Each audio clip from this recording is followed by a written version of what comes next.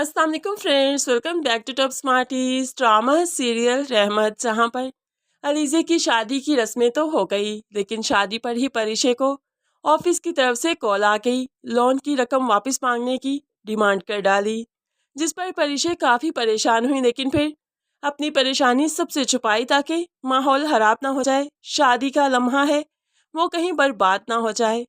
लेकिन फिर रात को सोते हुए सिसकियाँ लेने लगी, उसकी सिसकियों से ज़ुबी उठ ना जाए, इसीलिए तो वो बाहर आकर खुलकर रोती है।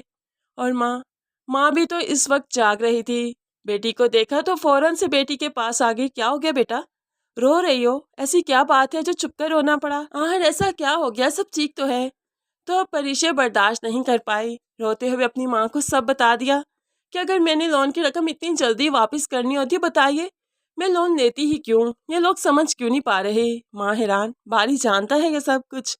तो परिशे कहने लगी, नहीं नहीं जानता, मैं बताना भी नहीं चाहती, पता ही होगा सब कुछ।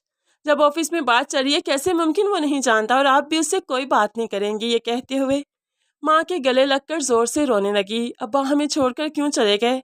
हम बेटियां थी तो हमारा क्या कसूर है, हमारे खर्चे तो पूरे किए होते। आज कहते हैं कि हम बाहर क्यों निकली जॉब के लिए, तो उनको क्या इतना नहीं मालूम कि ज़िंदगी गुजारने के लिए पैसों की ज़रूरत होती है। उन्होंने बिल्कुल ही मुंह फेर लिया हमसे, हमें दुनिया के रहमो करम पर छोड़ दिया। आज ये सिचुएशन सिर्फ अब्बा की वजह से।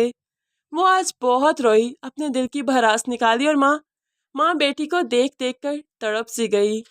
माँ बेटी को ऐसे तो नहीं देख सकती, जॉब जाए तो जाए, लेकिन बेटी को इस तरह से टूटते हुए नहीं देख सकती। लोन की रकम तो वापस करनी है, बेशक इस घर को गिरवी रखते हुए या फिर बेचते हुए ही क्यों ना अदा की जाए। दूसरी तरफ जो कि डेडलाइन मिली थी परिशे को फर्स्ट इंस्टॉलमेंट जमा करवाने की, वो डेट भी अब गुजर चुकी है। तो यहाँ पर शयान साहब ने टर्मिनेशन लेटर इशू करने का कह दिया, जो कि फ़ोन पर बात करते हुए बारी साहिब अपने बाप को सुन लेते हैं, और फिर काफ़ी हैरान हो गया कि परिशा तो इतनी फेवरेट एम्प्लॉय है बाबा की, फिर उन्होंने ये फैसला क्यों किया, उसे टर्मिनेट क्यों कर रहे हैं।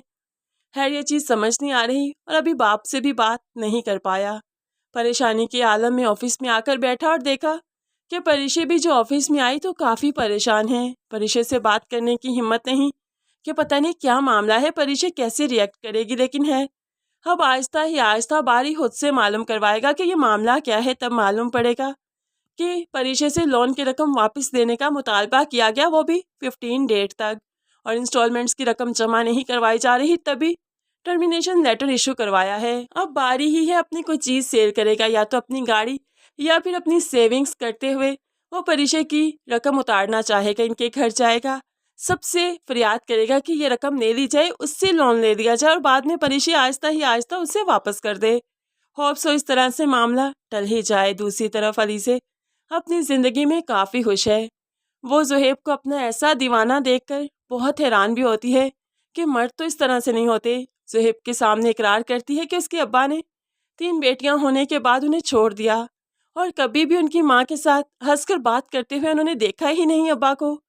ऐसे में जो ज़ुहैब काम कर रहा है किचन में अलीज़े के लिए यह अनोखी सी बात है।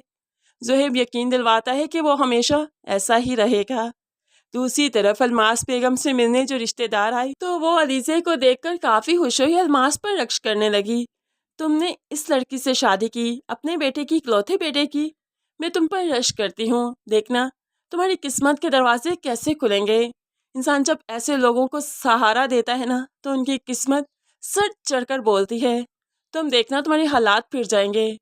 इस औरत ने काफ़ी तसल्ली दी अलमास को, और अलमास भी खुश है, लेकिन रमशा इनकी बातें सुन सुनकर गुस्से में है। नहीं बदलवानी हमें ऐसी किस्मत। वो तो दिल ही दिल में सोचने लगी, और फिर अपनी माँ को खूब भड़काएगी कि माँ हमेशा ही अलीज़े के खिलाफ रहे, लेकिन है एक दिन अलमास बेगम को एहसास हो जाएगा कि वाकई उनकी किस्मत खुल गई है जब से अलीज़े उनके घर में आई।